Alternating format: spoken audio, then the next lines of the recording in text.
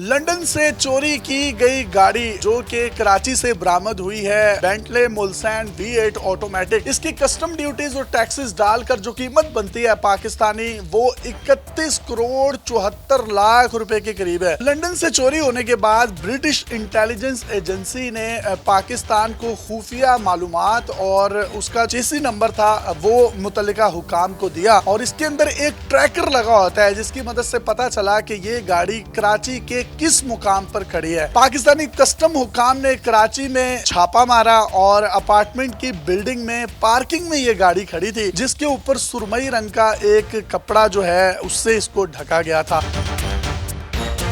ये इंतहाई लग्जरी गाड़ी होती है। इसी गाड़ी में एक छोटा सा फ्रिज भी होता है और बैक पैसेंजर्स के लिए ऑडियो वीडियो सिस्टम्स भी होते हैं। ये रिमोट कंट्रोल ऑटोमेटेड सिस्टम के साथ साथ वेंटिलेटेड और हीटेड सीट भी इसमें होती हैं, जो कि इसकी लुक को चार चांद लगाती हैं। और इस वक्त ये दुनिया की महंगी तरीन गाड़ियों में से एक गाड़ी है।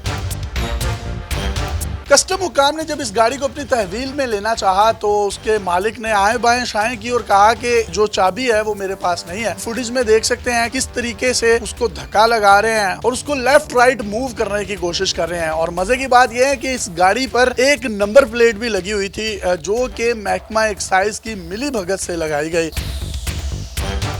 अब सवाल ये पैदा होता है, इतनी महंगी और इतनी लग्जरी गाड़ी लंदन जैसे शहर से चोरी कैसे हो गई? फिर ये पाकिस्तानी हुकाम को इत्तला कैसे दी गई? कहा यह जा रहा है कि एक गैंग होता है और वो गैंग बड़ा मुनज़्ज़िम होता है। वो गैंग करता कुछ इस तरीके से है कि जब गाड़ी को किसी भी मुल्क से दूसरे मुल्क में भेजना हो तो तब तक चोरी की रिपोर्ट किसी भी पुलिस स्टेशन में दर्ज नहीं करवाई जाती, उसकी शिकायत नहीं होती, उसका कोई रिकॉर्ड नहीं होता। अब सिंध एक्साइज डिपार्टमेंट ने जो यहाँ पर कारनामा सर अंजाम दिया है, मिली भगत से इसको नंबर प्लेट भी लगा दी। जब उसको नंबर प्लेट लगा दी तो गाड़ी जो है वो कराची की सड़कों पर घूमने भी लग गई।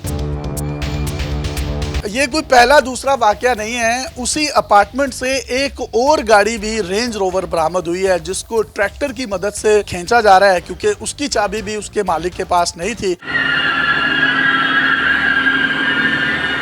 जिस तरीके से इस गाड़ी को खींचा जा रहा है और इसकी टायरों की फ्रिक्शन की जो आप आवाजें सुन रहे हैं, कमेंट सेक्शन में बहुत से लोग ये कह भी रहे थे कि इसका तो गियर बॉक्स भी खराब हो गया होगा या इसकी क्लच प्लेट्स हैं वो भी खराब हो गई होंगी, लेकिन इसका गियर बॉक्स इतने ताकतवर ट्रैक्टर से खींचने के बावजूद वो टूटा नहीं है और गाड़ी भरपूर तरीके से मुजाहमत कर रही है, यानी कि उसके टायर मूव नहीं हो रहे। एक दावा ये भी किया जा रहा है कि ये सफारत खाने की गाड़ी थी और सफारत खाने की जो गाड़ियां होती हैं उनको ड्यूटी और टैक्सेस से इस्तिस्ना होता है, लिहाजा अगर ये गाड़ी चोरी की होती तो ये बंदरगाह पर ही पकड़ी जाती, क्योंकि ये रिकॉर्ड में नहीं थी। ये उस मुमकिना गैंग के जरिए ही लंदन से पाकिस्तान आई है।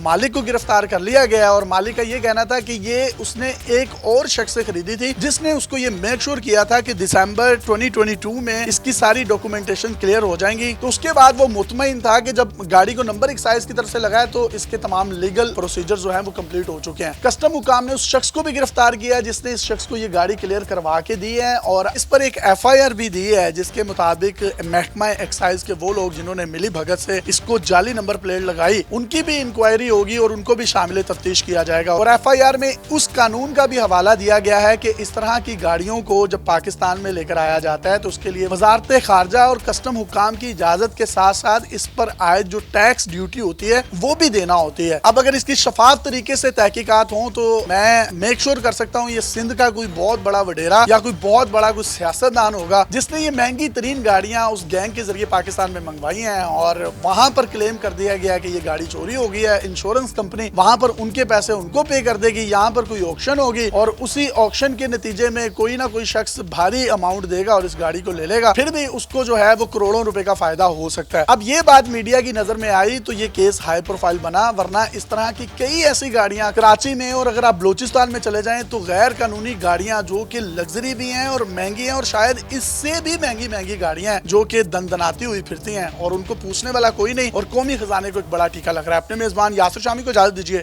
और देखते रहिए डेली पाकिस्तान। अल्लाह हाफ़िज़।